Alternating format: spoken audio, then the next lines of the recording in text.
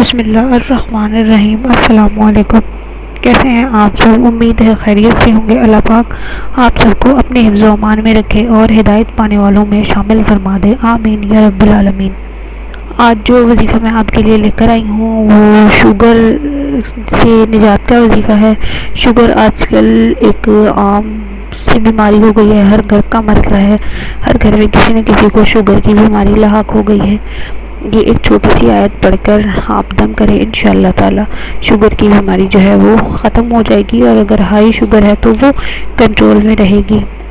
تو آپ نے یہ وظیفہ کس طرح کرنا ہے یہ میں آپ کو بتاؤں گی۔ اس سے پہلے ایک چھوٹی سی درخواست، ہمارے چینل کو سبسکرائب کریں، ویڈیو کو لائک اور شیئر ضرور کریں۔ شیئر صرف اس نیت سے کریں کہ آپ کی وجہ سے کسی اور کی پریشانی حل ہو جاتی ہے، تو آپ کی یہ کوشش آپ کے لیے صدقہ جاریہ کا ذریعہ بن جائے گی انشاءاللہ۔ آپ نے وظیفہ اس طرح کرنا ہے، سورہ بنی اسرائیل کی آیت نمبر 80 آپ نے پڑھنی ہے۔ ربی ادخلنی مدخل صدق واخرجنی مخرج صدق واجعل لی من لدنک سلطانا نصیرا، یہ آپ نے پڑھنی ہے بنی اسرائیل کی آیت نمبر 80۔ صبح 3 بار پڑھ کر نہار منہ پانی کے 2 گھونٹ پر دم کر کے آپ نے وہ پانی پی لینا ہے۔ اول واخر 3 مرتبہ درود شریف پڑھ لیں، اور بیچ میں آپ 3 مرتبہ یہ سورہ بنی اسرائیل کی آیت نمبر 80 پڑھیں۔